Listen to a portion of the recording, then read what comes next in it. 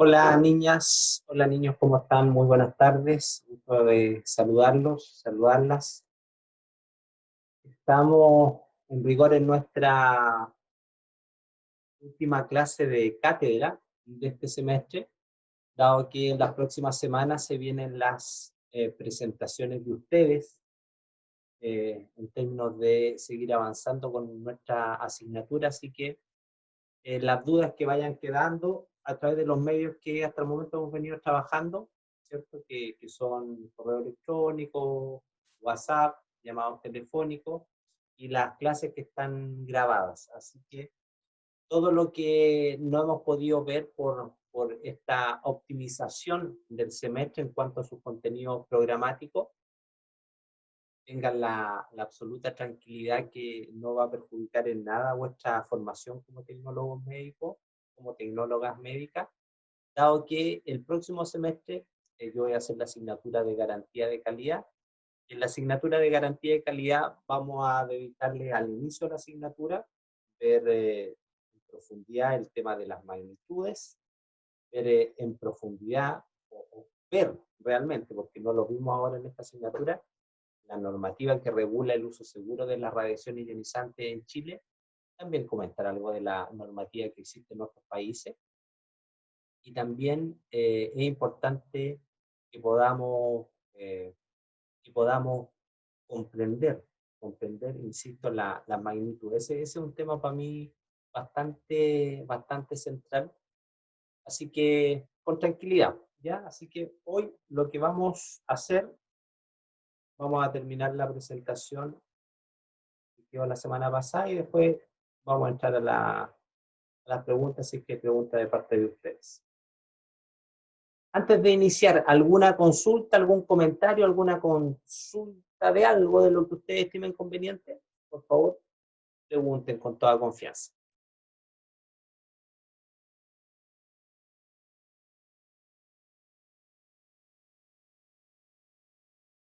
Muy bien, dado que no hay consulta, vamos a continuar con nuestra clase de la semana anterior.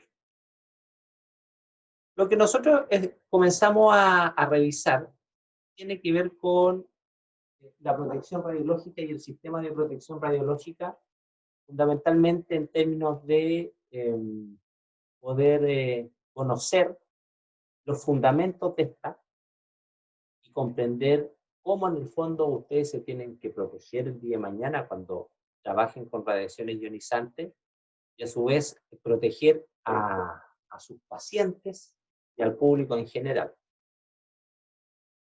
Por lo tanto, lo que vamos a ver ahora es el concepto en la temática de protección radiológica operacional. Y este concepto de protección radiológica operacional habla específicamente de las precauciones, los recaudos que se deben implementar en los lugares de trabajo, ¿ya? Entonces, acá en el objetivo de esta protección radiológica operacional dice mantener bajo control radiológica toda situación que involucre exposiciones a la radiación ionizante a través de controlar las condiciones imperantes y de supervisión in situ. Miren qué importante y qué profundo lo que dice acá, porque habla de a través de controles de las condiciones imperantes. Desde el punto de vista práctico, en nuestra normativa, no hay nada que mandate la obligatoriedad de realizar estos controles en forma permanente de las condiciones de radioprotección de una sala. Es más, cuando nosotros instalamos un servicio de radiología, ya sea una sala, en un consultorio, en un hospital, lo único que a nosotros nos exige la ley, y ni siquiera sale en la ley, ¿ya? Ojo, ni siquiera sale en la ley que vamos a ver el próximo semestre, sino que son decretos posteriores que han ido emanando del Ministerio de Salud para, en el fondo, hacer más seguro el uso de la radiación ionizante. Pero lo que uno tiene que hacer, ¿saben qué? Es entregar una suerte como memoria de cálculo, de protección, lo que muchas veces se entiende como un levantamiento radiométrico.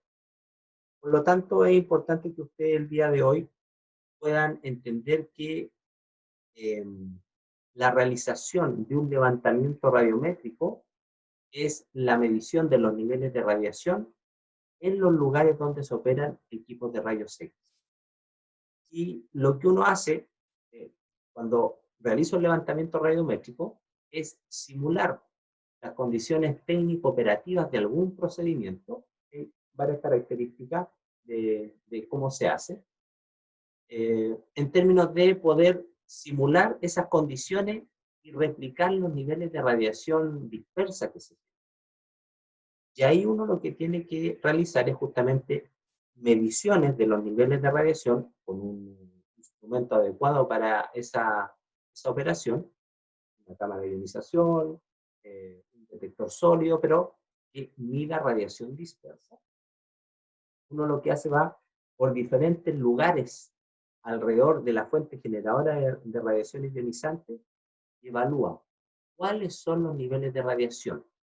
Y si esos niveles de radiación, después que uno le aplica varios factores, es más, mi, mi segundo artículo científico que yo escribí por allá en el año 2007 es justamente un artículo en la revista chilena de radiología que habla sobre la metodología que hay que aplicar para realizar un levantamiento radiométrico, en este caso en un servicio de radiología, en equipos de radiología de tipo osteoarticulares, pero que la metodología no varía mucho dependiendo del tipo de equipo, es decir, si un mamógrafo, un escáner, un arcosé, un tipo de fluoroscopía. ¿Ya? Ahí está la metodología. Si no lo tienen, me lo piden, pero lo más probable es que con Diego lo hayan visto en este semestre o lo vamos a ver en el próximo semestre en la parte de laboratorio. Entonces, para evaluar las condiciones técnico-operativas, para evaluar la protección radiológica operacional, se debe realizar un levantamiento radiométrico. Entonces, se hace este levantamiento radiométrico, se muestra que en ninguna zona los profesionales, los técnicos, los trabajadores que van a estar ahí van a superar ciertos valores de dosis, pero eso es lo único que se hace, lo único que se hace.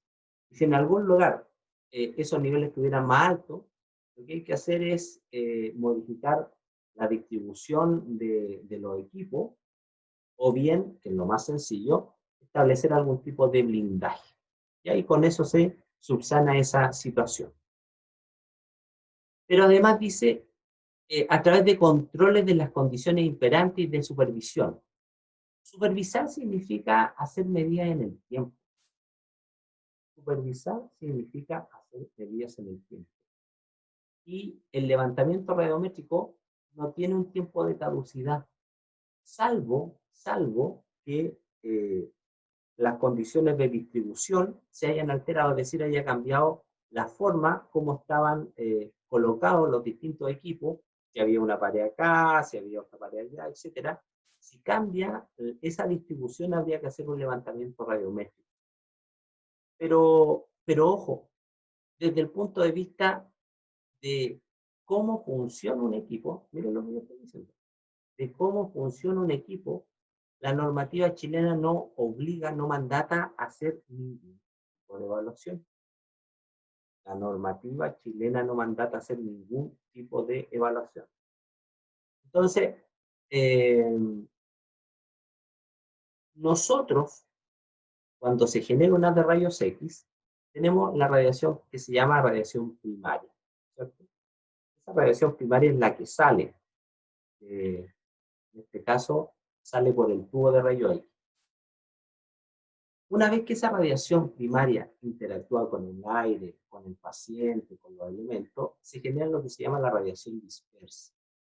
Eso es lo que nosotros estamos midiendo, ¿cierto? Estamos evaluando a través de este levantamiento radiométrico. Pero la pregunta, ¿cómo se llama esa radiación que emana desde el tubo propiamente tal, que se escapa del tubo de rayos X? ¿Cuál es el nombre que recibe? Radiación de... ¿Radiación de fuga? De fuga. Excelente, muy bien. Muy bien, Valentina, muy bien, Hans. Esa radiación de fuga. Y la pregunta es, ¿se evalúa la radiación de fuga? Y la respuesta lamentable es que en nuestro país no se evalúa la radiación de fuga. No hay una evaluación porque no sale en la normativa. Sí existen recomendaciones internacionales que eso se debiera hacer. Todos entendemos que con el correr del tiempo los equipos se van desgastando. Obviamente las soldaduras, las uniones de los equipos van perdiendo hermeticidad y por ahí va saliendo radiación. Pero ese tipo de cuantificación de los niveles de radiación no se realiza. Y desde el punto de vista de la periodicidad de esas evaluaciones, tampoco están. Entonces, usted instaló un equipo de rayo X, te dieron tu autorización de funcionamiento y te olvidaste del equipo. Pero no es así. No es así. Ustedes que tienen una formación distinta, ustedes que han estudiado, están estudiando sobre los peligros de los rayos X, sobre los recaudos que hay que tener, obviamente en la medida de sus posibilidades, ustedes tienen que implementar este tipo de cuestiones. Ya vamos a tener el curso de garantía de calidad, donde vamos a ver someramente, porque no lo vemos en profundidad, cuáles son las principales pruebas de control de calidad que se le hacen a los equipos, porque un programa de garantía de calidad, una parte de ellos es el control de calidad de los equipos. Y ojo, que muchas personas tienden a confundir erróneamente como sinónimo en términos de peso lo que es un programa de garantía de calidad, lo que son las pruebas de control de calidad.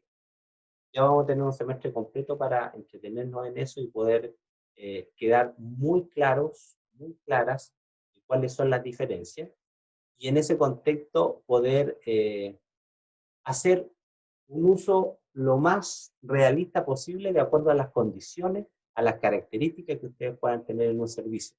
Entonces, es tan sencillo como tener un par de chasis y poder hacer la prueba de la radiación de fuga. No es necesario tener una cámara de ionización. Lo que me va a decir es que en el protocolo español, en el protocolo europeo, en el protocolo de Estados Unidos, dice que la radiación de fuga se tiene que medir a una distancia de 1 metro desde el punto que se esté evaluando de la coraza con una cámara de ionización que tenga estas características, estas otras características. Claro, eso en el mundo de los ideales. Pero uno tiene que ver cómo hace igual las cosas con los materiales que tiene en ese momento. Y lo que uno puede hacer tranquilamente es forrar tu carcasa, forrar tu coraza con diferentes chasis y hacer una exposición y evaluar el grado de ennegrecimiento que tenga tu chasis. Lo lógico sería que ningún chasis puesto, ¿cierto?, pegadito a la coraza, tuviera algún grado de ennegrecimiento. Porque si aparece ese grado de ennegrecimiento, significa que por esa zona, por ese lugar, hay alguna fisura en donde esté escapando la radiación. Y así vamos a ir conociendo diferentes cuestiones, pero me centro y me detengo un par de minutos en que analicemos este concepto, porque no es tan fácil como memorizarse algo y decir, ya, el objetivo de la protección radiológica operacional es esto, sino que tiene una implicancia mayor. Y ustedes van a ser los profesionales responsables de la protección radiológica en su servicio.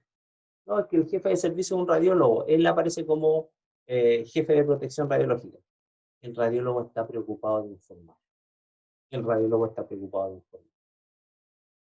Y algo puede decir, no, es que el tecnólogo está preocupado de hacer el examen o dar el tratamiento. Sí, perfecto. Pero además, tiene que ser el profesional que lidera los temas de protección radiológica. Eso ya lo hemos venido conversando. Y es importante que ustedes se empoderen, se apropien, hagan suyo ese nicho de conocimiento. No puede ser que en un servicio de radiología el jefe o la jefa de servicio no sea un profesional que no sea un tecnólogo médico. Yo he visto servicios de radiología, de imagenología, donde los jefes son enfermeras, no tengo nada en contra de las enfermeras, en contra de los enfermeros, pero desde el punto de vista de la gestión de la radiación, ¿quién más sabe? Y ahí puede saltar otro y va a decir, sí, lo que pasa es que nosotros no sabemos mucho de administración, ¿vale? Pero está el concepto de educación continua, yo me formo, hago un curso, algún diplomado. Todo esto que estamos viviendo ahora, chiquillos, ¿quién iba a pensar en marzo de este año que iba a ser posible dictar los cursos a distancia, con todos los problemas que hemos tenido? No estoy diciendo que esto ha sido perfecto, por favor. Estoy diciendo que ha sido perfecto. Pero a pesar de todas las dificultades, estamos teniendo igual una formación. Que obviamente como institución vamos a ir afinando esa calidad en la entrega de educación a distancia, eso es indudable, es indudable. Por lo tanto, ¿qué les quiero decir con esto? El día de mañana no va a ser excusa el que ustedes no sigan estudiando o no sigan haciendo un curso, un diplomado, porque no tienen tiempo. Bien. Desde mi perspectiva, cuando alguien dice es que no tengo tiempo, te manda el mensaje de que eso o esa persona no es importante para el que dice no tengo tiempo. Porque cuando uno siente que esa persona, ese estudio, ese trabajo es relevante, uno se hace el tiempo. El día tiene 24 horas. 24 horas. Y el ser humano idealmente vive durmiendo 8 horas. Habemos muchos que ya por la edad dormimos 6 horas. Por lo tanto, tiempo hay. El punto es cómo yo hago el razonamiento de que en qué tiempo yo invierto para seguir creciendo profesionalmente. Entonces, con esto de la pandemia, la educación a distancia se ha expandido de una manera y vino para instalarse. Vino para instalarse, por lo tanto, las posibilidades de cursos, diplomados, magíster, segundas carreras para ustedes va a ser abismante. Abismante, así que aprovechen esa posibilidad de seguir estudiando a distancia. ¿Que es posible? Que es posible. Ya está instalado. Bien.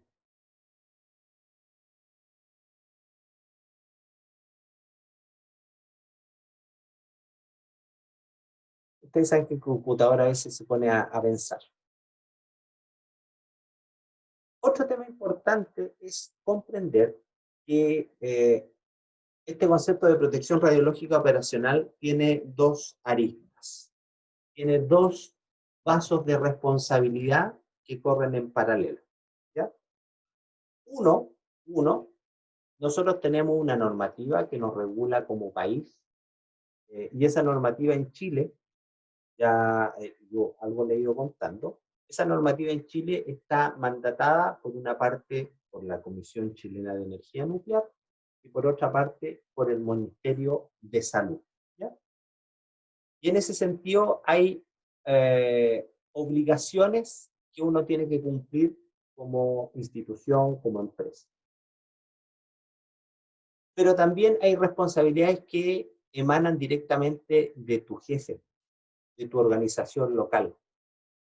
Solamente un ejemplo como botón.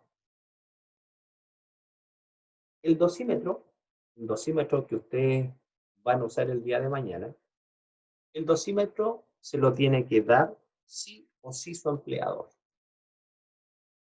No es que le hagan un favor a usted con entregarle un dosímetro. Es más, usted no comienza a trabajar si no le entregan un dosímetro. Usted no comienza a trabajar si dentro de su sala de rayo X no tiene delantal plomado en cantidad y calidad como corresponde. Usted no trabaje si dentro de su sala de rayo X o de procedimiento no tiene un cuello tiroideo. Para las personas que el día de mañana vayan a trabajar en intervencionismo, es imposible el trabajar sin usar lentes de protección. Y así suma y sigue, y así suma y sigue.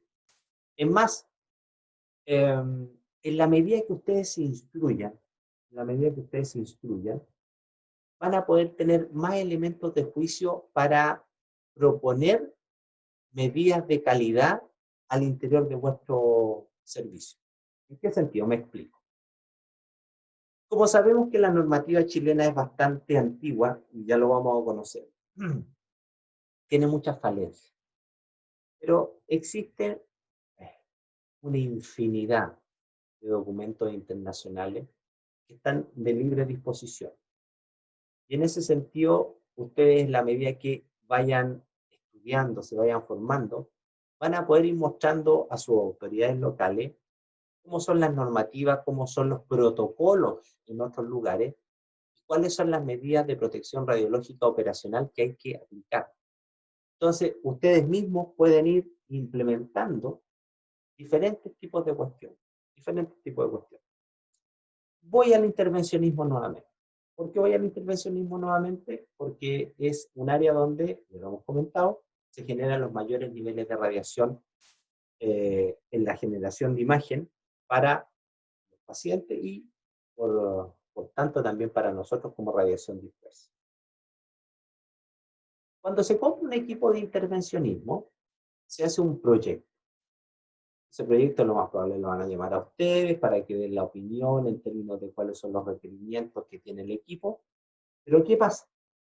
La mayoría de las veces, y ese es un defecto profesional, porque muchos de nosotros no tenemos incorporado esto que yo les insisto, que nos creamos el cuento que nosotros somos los profesionales que más sabemos de radiación ionizante. ¿Y qué pasa? Cuando se hace la descripción de las características de un equipo, sobre todo en intervencionismo, ya vamos a ver un arco que es un arco C, ojalá biplano, que sea flat panel, porque yo he escuchado que el flat panel da mejor calidad de imagen y radia menos que un intensificador de imagen. Súper bien. Ojalá que tenga opciones de diferentes tamaños de campo o los famosos field of view. Perfecto. Ojalá que sea telecomandado desde fuera y no solo desde adentro. Perfecto. Ojalá que tengamos la mejor inyectora, que sea la más rápida para pasar el contraste lo más rápido posible. Pero nadie se preocupa de algo tan sencillo, tan básico como decir, oye, ¿y este equipo y la sala se va a implementar con los faldones plomados? Y alguien va a decir, ¿y qué son los faldones plomados? Los faldones plomados son las láminas, las cortinas, mejor dicho, las cortinas de plomo que están bajo la camilla del paciente y que evitan que la radiación dispersa, que ustedes saben que el arco C se genera de abajo hacia arriba, llegue de la zona abdominal hacia abajo del operador. Y nadie se preocupa de decir, oye, y vamos a tener nosotros un escudo protector. Claro, debemos tener un escudo protector que sea un escudo transparente, que permita a los operadores mirar al paciente, pero estar protegidos.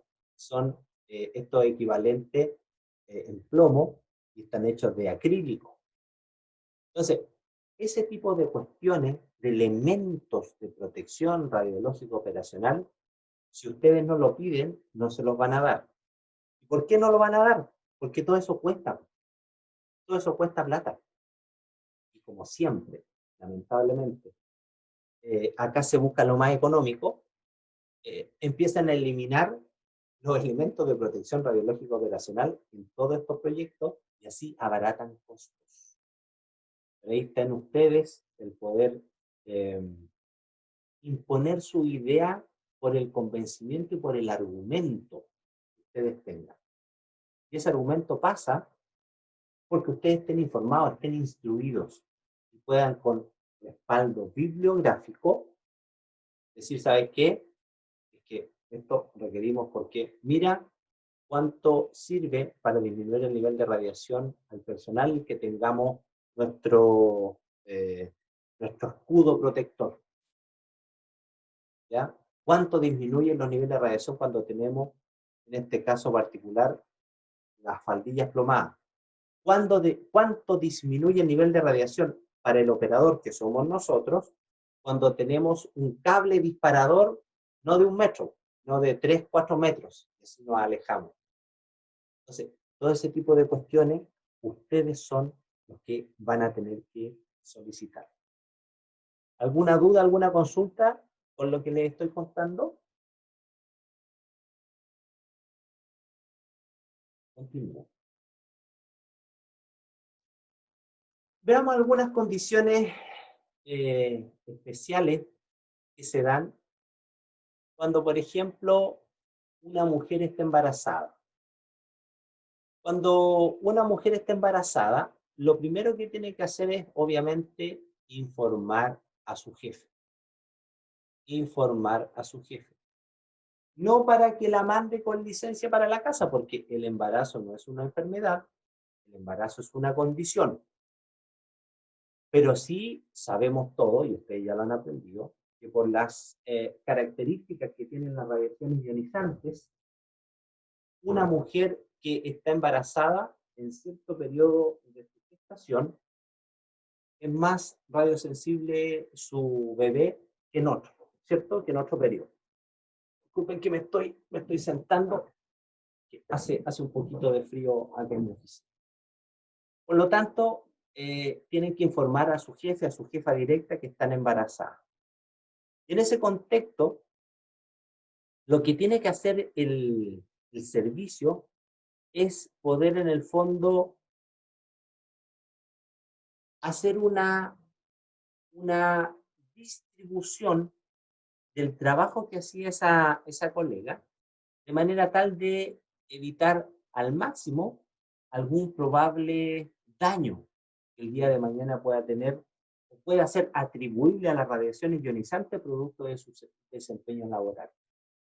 No significa que no vaya a trabajar. Significa que se tiene que cambiar de lugar de trabajo o extremar las medidas de seguridad. Y alguien puede decir, ¿qué significa extremar las medidas de seguridad? Eso, hacer de la protección radiológica operacional una protección radiológica con estándares de seguridad lo más alto posible. Si la persona se siente más segura usando en forma permanente un delantal plomado, pues bien, que use el delantal plomado.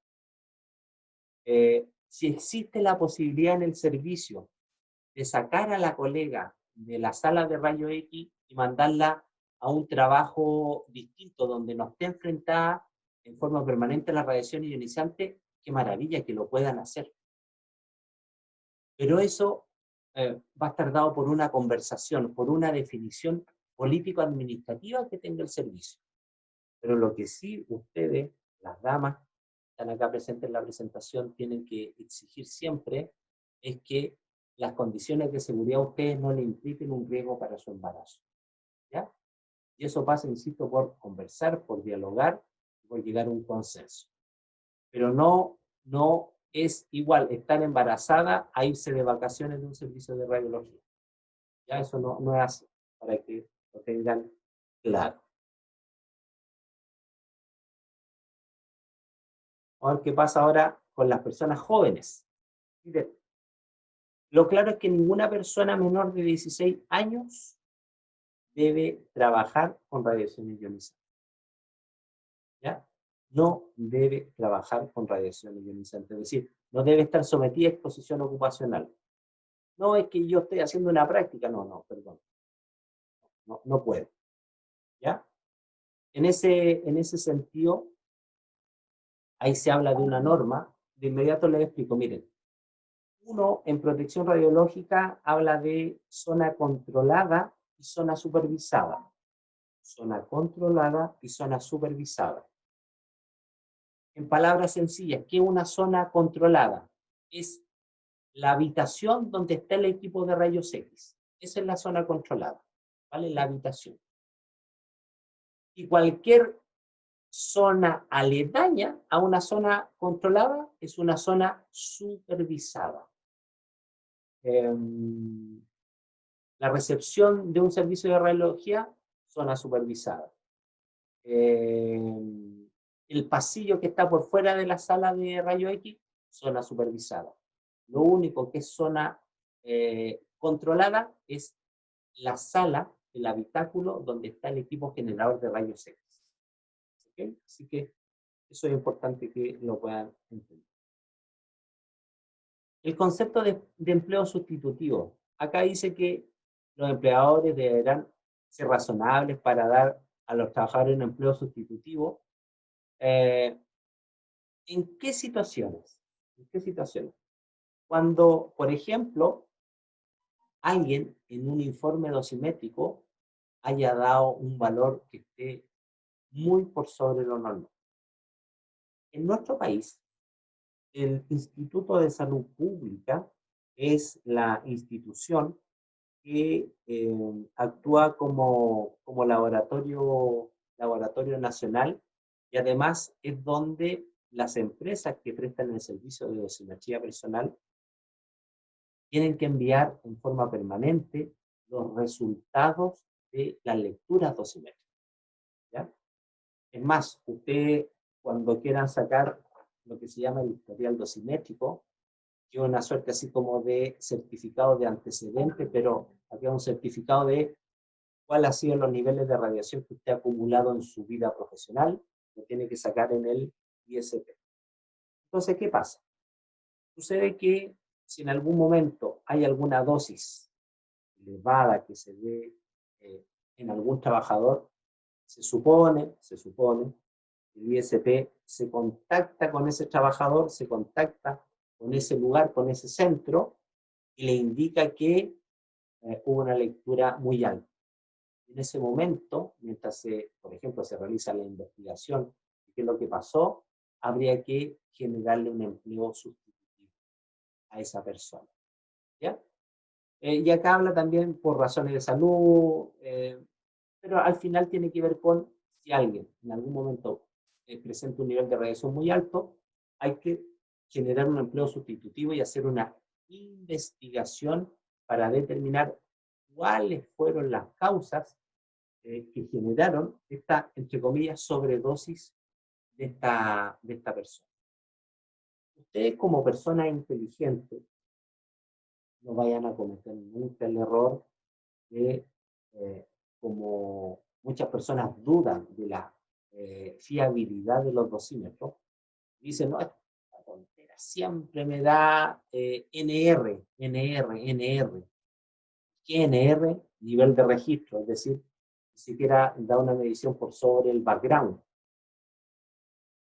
Y piensa que las empresas hacen mal el trabajo, pero no caen en que su forma de trabajar es la adecuada, y lo otro, que los niveles de radiación en algunas prácticas son realmente muy bajos, muy bajos. Por lo tanto, es normal que le dé NR. Pero, ¿por qué le digo que no vayan a caer como algunas personas, algunos colegas que yo conocí en estos 47 años que estoy vivo? Y como desconfían del sistema, ellos mismos irradian el dosímetro. Y le dispara. Entonces, si ustedes hacen eso y les da una lectura muy alta, van a generar una situación de alarma en vuestro servicio, que lo único que va a traer a colación es que ustedes hicieron algo indebido por, entre comillas, probar su dosímetro. Acá, miren, no hay nada que probar. Todos los servicios que hay en Chile existen y están en el fondo autorizados por el ISP. Y para ser certificado como laboratorio de dosimetría, de verdad, hay que cumplir una serie de requisitos, una serie de pasos que no son menores. Y en ese sentido, a mí en lo particular, como Carlos Úbeda, me da toda la tranquilidad y la certeza de que en Chile las cosas en los laboratorios de dosimetría se hacen de buena manera. Así que, ojo con ese tipo de situaciones. Bueno, ahí estaba lo que yo les hablaba de la zona controlada. Habla de estos 3/10 del límite de dosis equivalente para el personal ocupacionalmente expuesto. Que eso es una zona controlada. Pero para mí una zona controlada, y así entiéndanlo, es en forma práctica el recinto donde está el equipo de rayos X. Porque es muy poco probable que lleguemos a niveles de radiación que sean iguales o superiores a los 3/10 de este límite de dosis equivalente para el personal. A todo esto, la dosis equivalente es el límite de 5, los famosos 50 milisievert año o 5 REM años que tenemos en Chile. Ustedes saben que en el resto del mundo es 2 REM año o 20 milisievert año. ¿Ya? En Chile estamos desfasados con eso. La zona controlada, el lugar, el habitáculo, la pieza donde está el equipo radio X. Y tenemos la zona supervisada, como ya les decía, la zona adyacente a esa zona que es controlada. Ahí tenemos el símbolo, que es el famoso trisector, que ustedes saben que este trisector en realidad se ocupa como símbolo de emergencia, de cuidado, de alerta, para muchas cosas, y dependiendo el color que tenga, es la fuente generadora de ese peligro. En este caso, el trisector, que tiene color magenta, no rojo, magenta, es el símbolo de radiaciones ionizantes.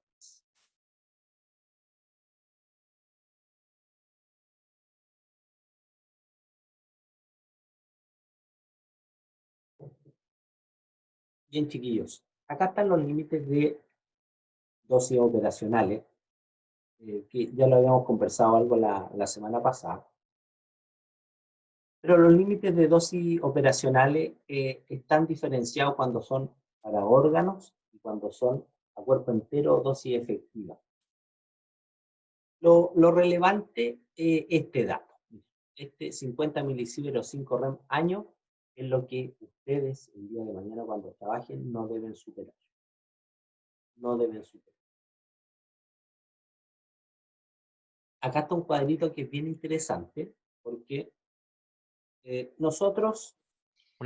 en la diapo anterior salía 500 y ahora dijo 50 milisievert. No sé si estaré mal. no es que esté mal, simplemente miró mal. Ah, ya. Bueno. Sí, 500, pero habla, ojo, de los órganos. Estoy hablando acá, hijo, de a cuerpo entero. Ah, claro. Sí, profe, perdón. No, todo Gracias. bien, todo bien, todo bien. Entonces, este es el valor importante, este es el valor que sale en su dosímetro. Ojo, el otro valor de la dosis órgano también lo miden en el dosímetro. Y ahora hagamos el vínculo, miren, hagamos el vínculo y recordemos. Lo que nosotros medíamos en el dosímetro, ¿cómo se llamaban esas magnitudes? Dosis equivalentes operacionales. ¿Vale? Eran, en el fondo, eran magnitudes que nosotros medíamos en lugar de la dosis efectiva y la dosis equivalente, que eran magnitudes de tipo operacional, ¿ya? Y habían dos magnitudes que eran las importantes. Una era la famosa HP10. ¿Se recuerdan ustedes? La dosis equivalente personal HP10. ¿Se recuerdan? Sí. Vale. Esa HP10 significa que es la medición de la dosis a 10 milímetros de la piel. Significa que es la dosis en profundidad y viene a ser la medida de la dosis efectiva. Por lo tanto, esa dosis es la que no puede superar este valor. La medida en HP10. ¿Ok? Para que nunca se le olvide. Y la dosis en órgano, que vendría siendo la dosis en órgano equivalente, ¿cierto? Que en términos de la dosis o de las magnitudes operacionales vendría a ser la HP 007. ¿Por qué? Porque significa que es la medida de la piel. Está muy cerca, avanza muy poquito en términos de profundidad, ese valor son los 500 que salía en la lámina anterior. Entonces, en el dosímetro pueden venir esos dos datos, los datos de HP10, que sería el valor de la dosis efectiva, y el valor de la HP007, que vendría a ser el valor de la dosis equivalente en órgano, para que nunca se les olvide. Alguien puede decir ahora, pero profe, también en su paper salía un HP3. El HP3 era específico del cristalino. ¿Ya? ¿Y dónde está ese valor en Chile? Miren, acá está. En Chile, ahí está ese valor. Y sabemos que en el mundo eso bajó. Por lo tanto, ¿se dan cuenta que está todo relacionado? Todo está vinculado y todo tiene una explicación. Entonces, quiero que nos centremos en esta tabla que es bien importante. Miren. La dosis HP10 y la dosis equivalente personal HP10 que me mide, me simula la medición de la dosis efectiva cuerpo entero. Dosis efectiva cuerpo entero. En Chile tiene un valor de 5 rem o 50 milisievert al año, y si lo expreso en milirem, 5000 milirem. Vamos a suponer nosotros, y así lo hacen las diferentes seremías, por eso tengo este cuadro. Y al año nosotros trabajamos 2000 horas. ¿Ok? 2000 horas. Por lo tanto, el valor milisievert hora sería 0,025 milisievert hora o 2,5 milirem hora. Por lo tanto,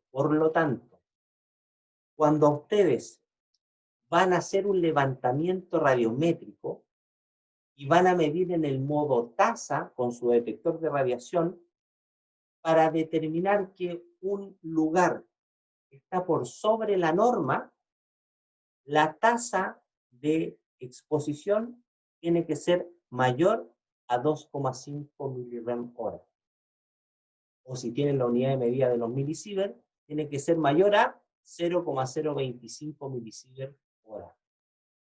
Si es sobre ese valor, significa que en ese punto, necesariamente, nosotros debemos aplicar una medida correctiva para disminuir ese nivel de radiación. Pero ¿qué sucede? Miren lo que yo les voy a contar ahora. ¿Qué sucede? Sucede que muchos inspectores hacen ese razonamiento. Y miden en forma directa la tasa de exposición en ese lugar. Pero el protocolo de levantamiento radiométrico que yo les comenté, que se aplica en Chile, adiciona una serie de factores que van a hacer que esa dosis, esa tasa de dosis instantánea que yo estoy midiendo, se vea alterada. ¿Por qué? Porque la debo multiplicar por diferentes factores. Entonces, el día de mañana, cuando a ustedes le vayan a medir, y la persona que vaya a medir interprete directamente ese valor medido, y diga, no, acá la dosis está súper alta, ustedes tienen que decirle, perdón, le hace el protocolo, que no lo hice yo, sino que nosotros hicimos un paper en base a un protocolo de un proyecto ARCAL, que los proyectos ARCALes son proyectos que el Organismo Internacional de Energía Atómica ha desarrollado hace más de 30 años en diferentes regiones del mundo, y en América Latina y el Caribe desarrolló un protocolo para hacer levantamientos radiométricos. Y en ese protocolo, para resumir el paper que yo escribí, están esos factores que hay que tomar en cuenta. Entonces, ojo, pestaña y ceja. No hacer un juicio de valor, si su medida con su detector de radiación le da una tasa de dosis que sea mayor a ese valor de 2,5 miligram hora o mayor a ese valor de 0,025 milisievert hora. Entonces, después incluso, si ustedes dividen en forma diaria, ese sería el valor que no pudiera superar en forma diaria. Si lo dividen en semana, ese sería el valor que no podrían superar en semana, y si es mensual, ese sería el valor que no debieran superar ustedes en semana. ¿Por qué yo me detengo acá, en la hora?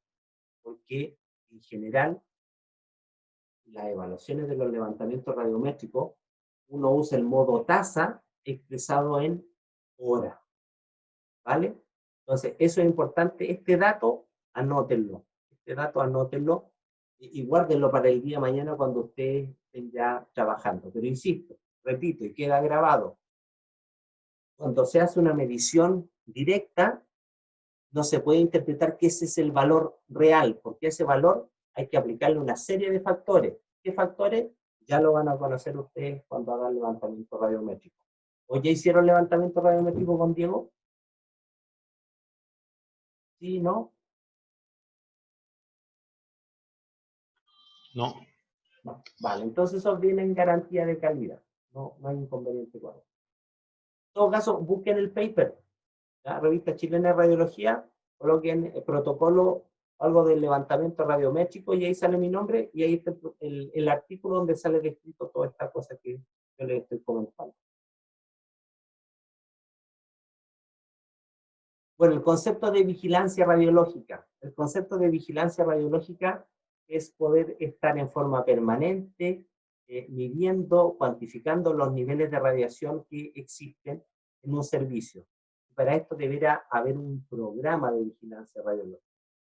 Como se lo comenté en la clase pasada, en muchos lugares lo que hacen es instalar dosímetros ambientales. Esos dosímetros ambientales lo dejan mensualmente y hacen la estimación de cuál sería el nivel de radiación que recibirían los profesionales o los técnicos o los auxiliares que trabajan en ese lugar. Y viene el concepto de dosimetría personal. Ese concepto de dosimetría personal tiene que ver con cómo yo me puedo proteger de la radiación ionizante, pero no proteger que el dosímetro me proteja a mí, que evite que me llegue la radiación, sino que puedo tener una estimación del nivel de radiación con el cual yo estoy siendo irradiado. Si tuviera la posibilidad de tener dosímetros instantáneos, como los dosímetros electrónicos, que podrían ir sabiendo, conociendo cuál es el nivel de radiación instantáneo en vivo que ustedes están recibiendo, y ahí generar las medidas de protección radiológica adecuadas. Estas son las características que debiera presentar un dosímetro. A ver, siempre van a haber errores asociados a la lectura de un dosímetro. Siempre, siempre, siempre, siempre. El principal es que las radiaciones no tienen una dirección fija. No tienen una dirección fija, van a venir de todas direcciones y no necesariamente la zona sensible del dosímetro va a estar mirando a ese fotón de rayo X o fotón gamma o partícula alfa que está llegando. Entonces, ahí se genera un problema. También siempre van a haber errores en la calibración de los dosímetros. Todo lo que sea dosimetría tiene un error. La dosimetría se trabaja más o menos con un 30 o un 40% de error. Miren lo que les estoy diciendo. Miren lo que les estoy diciendo. Pero así de incierta es la dosimetría en general. No en radioterapia, estoy hablando de la dosimetría de dosímetros para medir dosis ocupacional. En radioterapia, no. Los niveles de dosis que se le entrega a un paciente tienen que tener un error menor al 1%, si no, lo matáis. Estamos hablando de la dosimetría ocupacional. Y errores propios que son de la lectura y otras características que sale abajo. El fading, por ejemplo, es la pérdida que hay de lectura cuando pasa el tiempo. Sobre todo eso se daba en las películas radiográficas que se utilizaban como dosímetros personales. Y ahí están las características que debe tener un dosímetro, que se subentienden de inmediato por su definición. Que sea múltiple, que no solamente sirva para medir un tipo de fuente de radiación ionizante. que tenga un rango de dosis amplio, por lo tanto que permita medidas de bajos niveles de radiación y de altos niveles de radiación. Que hay una precisión en la medida, mira, ahí están los valores que yo le hablaba. Imagínense, acá abajo, las dosis que son bajas pueden tener una incerteza de hasta un 100% en la práctica. Eso se acepta y está establecido en diferentes documentos de la Comisión Internacional de Protección Radiológica. Dependencia de factores ambientales. Mientras menos dependa de factores ambientales, menos alterada va a ser la lectura. El dosímetro fotográfico tenía en ese sentido mucha influencia por las condiciones de temperatura, humedad, por lo tanto no era muy fiable, pero entre no medir y medir, obviamente era mucho mejor tener este tipo de dosímetro. Después, independencia de la energía de la radiación incidente. Eso es lo ideal, que no vaya a tener una mayor sensibilidad para cierto tipo de energías, no intensidades, energía de estas fuentes de radiación. Lo otro, es importante que ese dosímetro permita que se guarde la información. La gracia de la película radiográfica como dosímetro era que uno guardaba las películas. En cambio, con los dosímetros termoluminescentes o los ópticamente estimulados, uno borra el cristal, ¿ya? Y lo que queda en la lectura, en términos de un registro que se hace se hace en el computador y se deja ahí registrado. Lo ideal es que la lectura sea rápida y lo otro, los costos. Para que se hagan una idea, en estos momentos en Chile, con las 4 lecturas que hay que hacer anualmente, está saliendo del orden de los 60 a 70 mil pesos. Eso es lo que está costando hacer la lectura 4 veces en el año a las personas en Chile. Eso significa que te mandan el dosímetro, después tú lo devuelves, pero antes que lo devuelvas te mandan el dosímetro siguiente, porque tú nunca te puedes quedar sin dosímetro. Eso está claro. Cuando ustedes hagan un cambio de dosímetro, les llega el dosímetro de repuesto y recién entregan su dosímetro que van a leer. Ya nunca se pueden quedar sin dosímetro. Lo otro importante también que, desde el punto de vista del peso, no había que ser que vayan a andar cargaditos por un lado porque el dosímetro se lo colocaron acá y era muy pesado. ¿Ya? Y esas son las características, chiquillos, de los dosímetros. Cuéntenme, ¿hay alguna duda, alguna consulta en relación a esto o algún otro punto de la asignatura?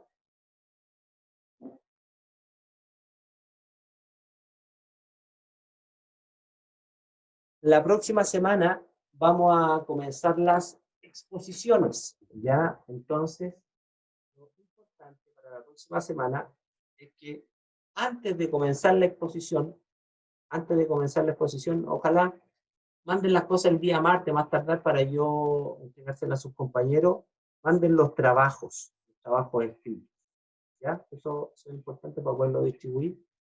Y en términos de las presentaciones, lo más probable es que nos tengamos que extender un poquito más, ¿ya? Así que les pido para los próximos días miércoles que nos toca reunirnos. Después de esto no tienen clase, ¿cierto? ¿O tienen algo? No. Ninguna. ¿Tienen inmuno? Nada, profe. Nada, perdón, nada, entendí inmuno, estoy medio sordo. Claro, la idea es que podamos dar el tiempo correspondiente a cada uno de los grupos y nos vamos a extender un poquito más, pero insisto, con disposición, con voluntad, acá estamos aprendiendo todo y les pido comprensión en ese sentido. De mi parte, no habría nada más que decir por hoy. Insisto, si hay alguna consulta, alguna duda, me la pueden hacer saber. Profe, Hijo. no sé si podría explicar nuevamente eso de cuando se hacen los controles, por ejemplo, yo tengo un servicio y llegan a hacerme una medición. Eso sí lo podría explicar nuevamente, profe.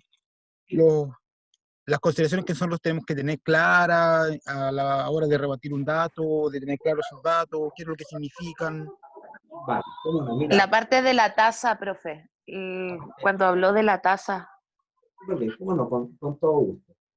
A ver, es muy poco probable que una vez ya funcionando su servicio, vaya en la Seremía a hacerle una evaluación, un levantamiento radiométrico, ¿ya? En general lo que hace la Seremía es pedirte una memoria de cálculo y el levantamiento radiométrico y nunca más aparece. Pero si llegaran a ir, lo que ustedes tienen que tener, presente es lo siguiente. Primero, fíjense qué detector de radiación van a usar. Porque yo les he comentado que muchas veces el personal de la Seremía, como ve muchos temas en paralelo y son pocas personas, no tienen un grado de expertise muy elevado. En ese contexto, para muchos de ellos, una cámara de ionización es lo mismo que un Geiger-Miller. Ustedes ya saben que, claro, ambos son detectores de radiación de tipo gaseoso, pero tienen un diferente potencial en términos de la diferencia potencial que se le aplica, por lo tanto su sensibilidad es distinta y no es lo mismo usar un contador Geiger-Miller que usar una cámara de ionización. Y por lo mismo, eso es lo primero, saber cuál es la instrumentación. Y lo segundo, yo les decía, les mostraba ese valor, cómo descompuse ese valor anual de la dosis para el personal ocupacionalmente expuesto, ese límite, lo descompuse en diferentes unidades de tiempo. E hicimos el razonamiento que en Chile se trabaja entre comillas 2000 horas y después nosotros hicimos el cálculo de cuál sería ese valor de ese 50 milisievert en términos de las horas. Y salió un valor. También hicimos el cálculo cuando estaba expresado en otra magnitud que era los milirem. En general, se sigue trabajando en Chile en la Seremía en milirem porque se sigue hablando de exposición. ¿Ya? Se sigue hablando de exposición. Entonces, ¿qué va a suceder? Que si ustedes van a medir en cualquier punto en términos de tasa, y esa tasa expresada en hora, si sale un valor mayor a 2,5 milirem, ellos pueden decirle, ¿sabes qué? Acá hay mucha radiación. Y a mí me ha tocado ir a asesorar a clínicas que la Seremía le ha hecho ese comentario. Pero ellos desconocen que ese valor de esa tasa de exposición que están midiendo ahí debe ser corregido por una serie de factores que los describe el protocolo de levantamiento radiométrico. Factores como dirección del tubo, cuál es la carga de trabajo. Y la carga de trabajo está relacionada con el miliamper que tú usas y la cantidad de radiografías que tomas en esa semana. Entonces, son diferentes factores que si tú lo aplicas, como son factores generalmente 0, algo, esa lectura te va a reducir de valor. Entonces, eso sería mi recomendación y después el próximo semestre vamos a ver en detalle el tema del levantamiento radiométrico y ahí hay cálculos que uno puede hacer donde esta materia les va a quedar mucho, mucho más clara. Espero haber respondido en parte vuestras consultas, chiquillas, chiquillos. Muchas gracias, profe. No, de nada. Muchas gracias. Dato, Sí, profe, qué clarito. vale, dato.